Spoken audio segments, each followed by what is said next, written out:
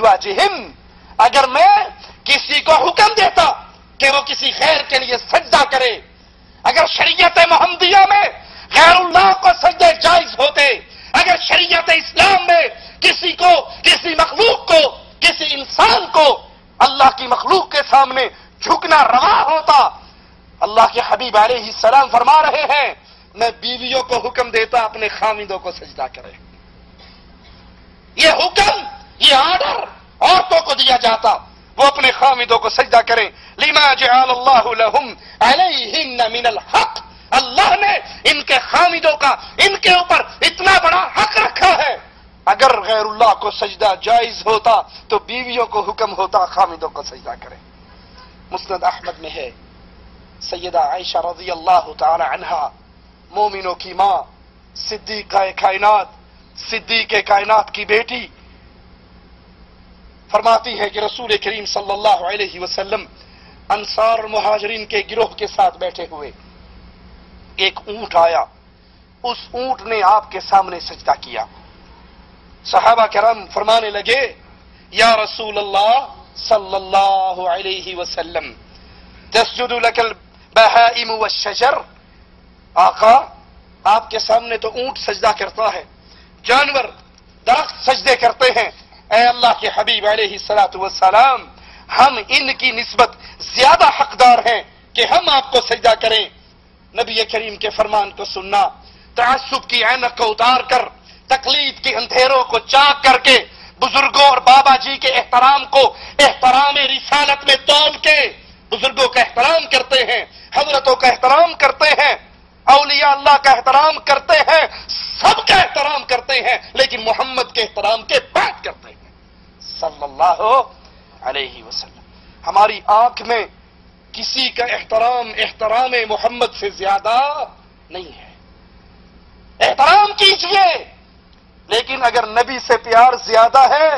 تو فرمان رسالت پہ غور کیجئے۔ آقا علیہ السلام سے سائل صحابی سوال کر رہے ہیں،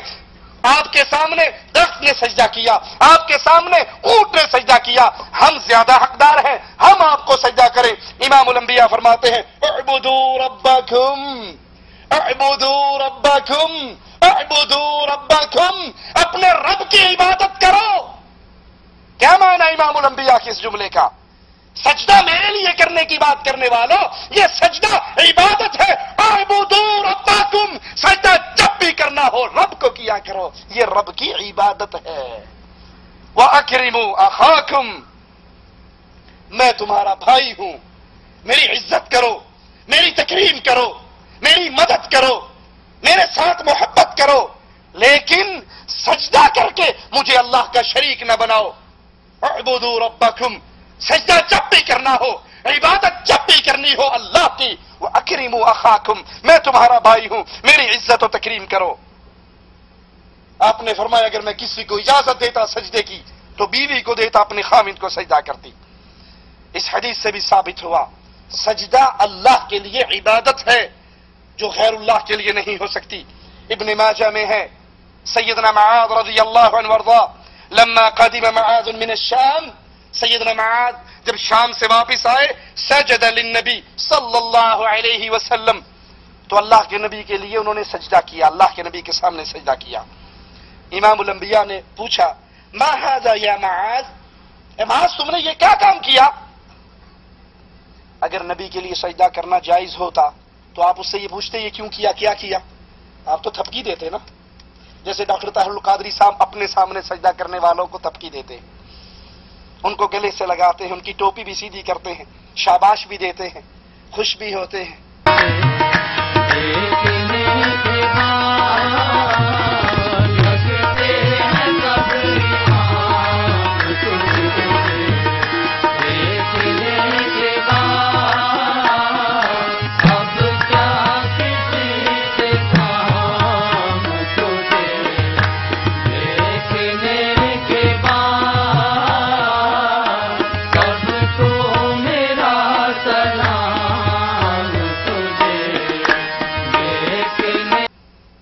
للہ وإنا الیہ راجعون۔ معاذ یہ کیا کیا ہے، یہ سجدہ کیوں کیا؟ سیدنا معاذ نے کہا قال اتیت الشام، اے نبی میں شام سے آیا، فوافقتهم، میں نے ان کی موافقت کی، یسجدون لاساقفتهم، وہ اپنے بڑوں کی، وبطارقتهم، اپنے بزرگوں کی، سرداروں کی عزت کرتے ہیں، ان کے سامنے سجدہ ریز ہوتے ہیں۔ فوددت فی نفسی، میں نے اپنے جی میں کہا، ان نفعل ذلک بک، اے رسول علیہ الصلوۃ والسلام، میں نے اہل شام کو اپنے پیروں فقیروں سرداروں بزرگوں کے سامنے سجدہ ریز ہوتے ہوئے دیکھا، تو میں نے جی میں کہا کہ جو یہ اپنے بزرگوں کی عزت کرتے ہوئے ان کے لیے سجدے کر رہے ہیں، میں رسول اللہ صلی اللہ علیہ وسلم کے سامنے جا کر یہی عمل کروں گا۔ فقال رسول اللہ صلی اللہ علیہ وسلم، اللہ کے نبی نے فرمایا، فلا تفعلوا، تم میرے لیے سجدے نہ کیا کرو، فلا تفعلوا، منع کر دیا، آرڈر جاری کر دیا، اور یہ تحریم کے لیے، حرام قرار دینے کے لیے آپ کی نہیں کا امر ہے کہ میرے لیے سجدے نہ کیا کرو، یہ سجدے تو اللہ کے لیے عبادت ہے۔ قرآن اور حدیث کے ان تمام دلائل کو اپنے سامنے رکھیے،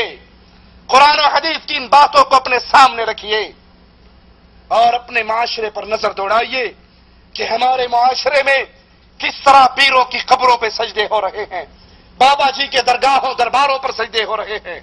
حالانکہ آپ کو یہ بتاتا جاؤں، ڈاکٹر پروفیسر طاہر القادری اپنے ایک خطاب کے اندر جو بابا علی حجویری کی قبر پہ ہوا، اس خطاب میں تسلیم کرتے ہیں کہ محمد رسول اللہ صلی اللہ علیہ وسلم نے اپنے صحابہ کو اپنے سامنے سجدہ کرنے سے منع کیا۔ اللہ کے نبی نے صحابہ کو اجازت نہیں دی کہ وہ نبی کریم صلی اللہ علیہ وسلم کو سجدہ کریں، صحابہ نے اجازت مانگی، نبی نے منع کیا۔ اس بات کو ڈاکٹر طاہر القادری نے علی حجویری کے دربار پہ خطاب کرتے ہوئے تسلیم کیا، اللہ کے نبی نے صحابہ کو منع کیا۔ ایک اونٹ آیا، حضور کو سجدہ کیا، حدیث پاک میں سجدہ کیا، صحابہ کھڑے ہو گئے، عرض کیا آقا جانور سجدے کریں اور ہم انسان ہو کر سجدے نہ کریں، اجازت دیں کہ سجدے کریں۔ یہ سوال دلالت کرتا ہے، اور میں ذمہ داری سے کہہ رہا ہوں، میں ذمہ دار ہوں، سوال دلالت کرتا ہے کہ صحابہ کرام کے دل میں محبت اور عشق کا عالم یہ تھا کہ دل ہر وقت سجدہ کرنے کو مچلتے رہتے تھے، سجدہ کرنے کو مچلتے رہتے تھے، مگر اجازت نہ تھی۔ حضور نے فرمایا نہیں، اجازت نہیں ہے۔ اور سوچئے، اور اللہ کے لیے سوچئے، موت کو سامنے رکھ کر، قبر کو سامنے رکھ کر، حشر کے میدان کو سامنے رکھ کر، کہ اس قبر میں کسی پیر و فقیر نے بچانے کے لیے نہیں آنا۔